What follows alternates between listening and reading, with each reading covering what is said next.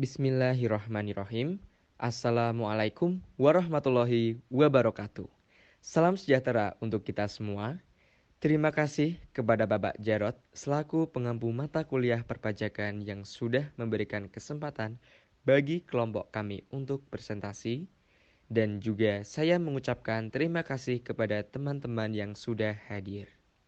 Saya, Ananda Satria dengan NIM 71014212999 yang akan bertugas sebagai moderator dalam presentasi kelompok 3 kali ini, di mana kelompok kami akan membahas tentang jenis-jenis pajak. Namun tentunya saya tidak sendiri, saya ditemani rekan-rekan saya yaitu Putri Haromah dengan NIM 71014210005 sebagai pemateri pertama, Amalika Akmala dengan NIM 71014210059 sebagai pemateri kedua, Firda Tama dengan NIM 71014210092 sebagai pemateri ketiga, dan yang terakhir Lucia Ira Agustina dengan NIM 71014211146 sebagai pemateri keempat. Dalam video presentasi kali ini, kami akan menjelaskan topik materi yaitu jenis-jenis pajak. Pajak berdasarkan golongannya terbagi menjadi dua, yaitu pajak langsung dan pajak tidak langsung. Pajak langsung yaitu pajak yang bebannya harus ditanggung sendiri oleh wajib pajak yang bersangkutan dan tidak dapat dialihkan kepada orang lain. Dengan demikian, pajak langsung harus dibayar sendiri oleh wajib pajak yang bersangkutan.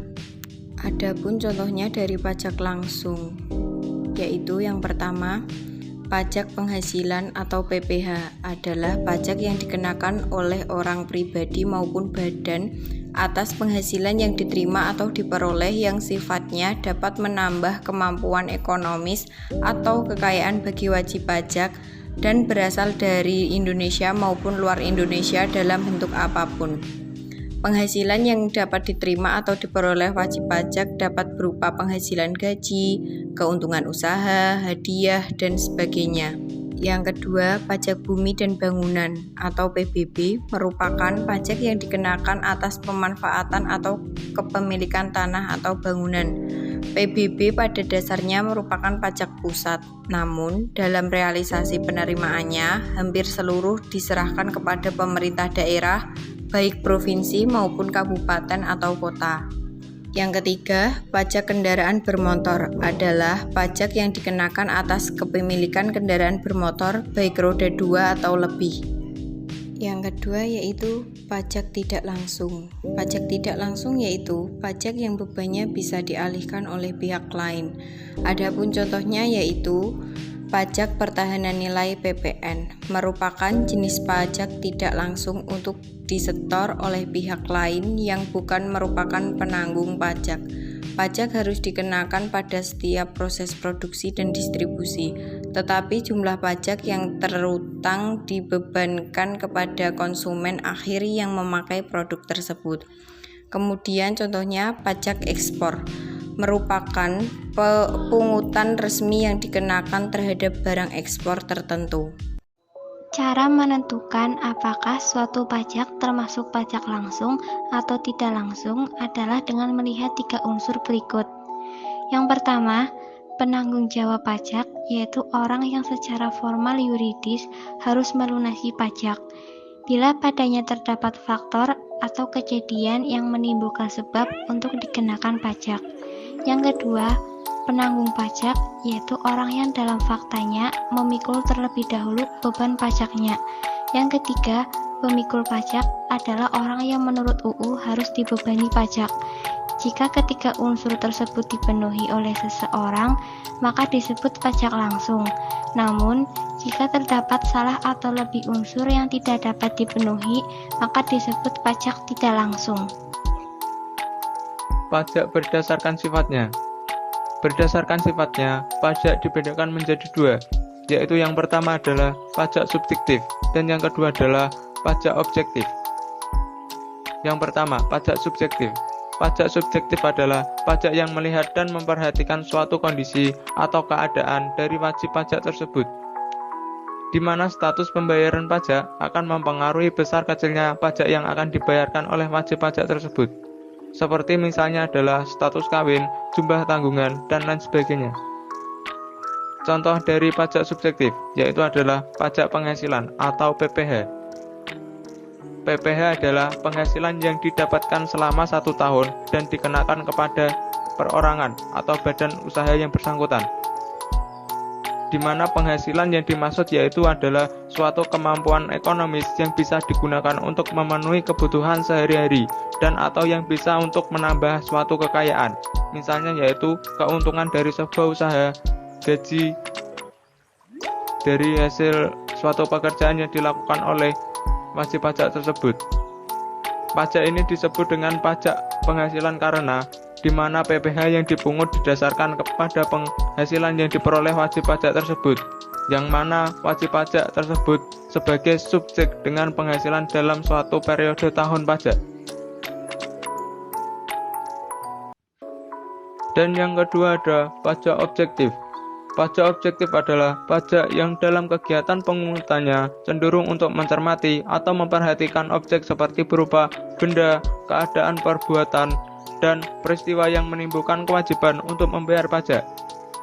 Terlebih dahulu setelah itu, baru mencari subjek pajak tersebut, baik dari orang pribadi atau badan yang bersangkutan.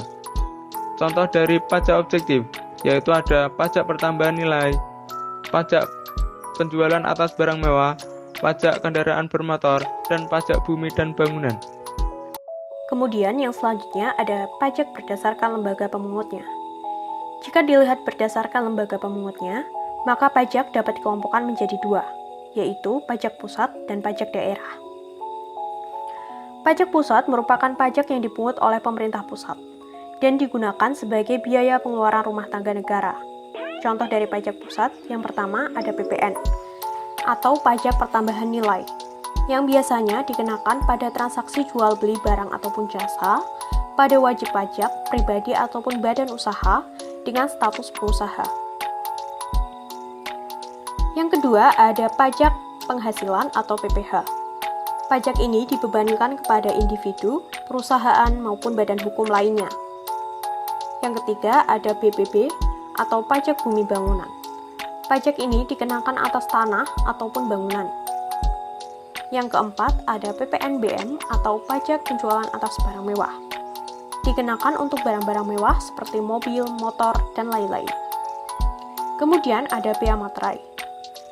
Bea materai merupakan pajak atas dokumen yang dapat digunakan dalam lalu lintas hukum untuk membuktikan keadaan secara perdata.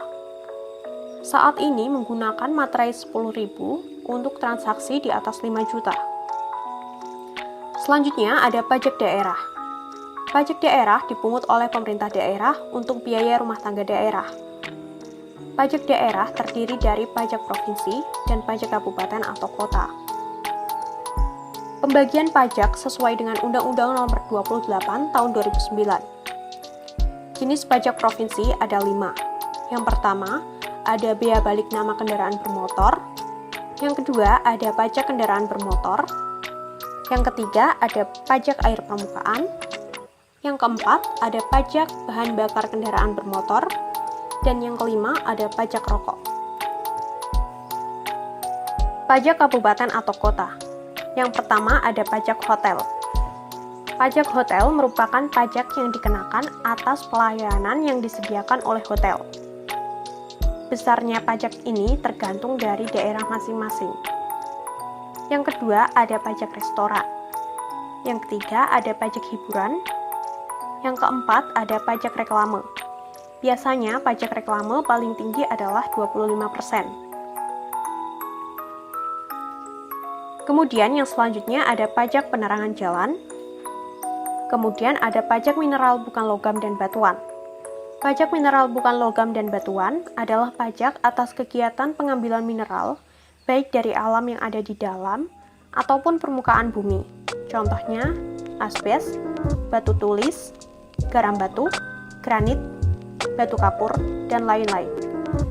Besarnya pajak mineral bukan logam dan batuan adalah sebesar 20%.